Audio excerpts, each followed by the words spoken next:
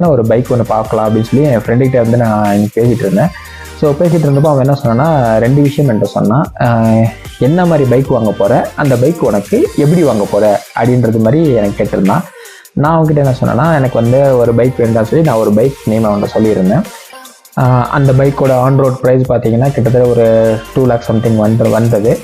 நான் அவன்கிட்ட சொன்னேன், இந்த மாதிரி வந்து நான் ஒரு இஎம்ஐயில் போட்டு நான் எடுத்துக்கிறேன், நான் ஒரு இனிஷியல் அமௌண்ட் கட்டிட்டு பேலன்ஸ் வந்து நான் இஎம்ஐ போட்டுக்கிறேன் அப்படின்னு சொன்னேன். அதுக்கு வந்து அவன் எனக்கு ஒரு ஐடியா கொடுத்தான்.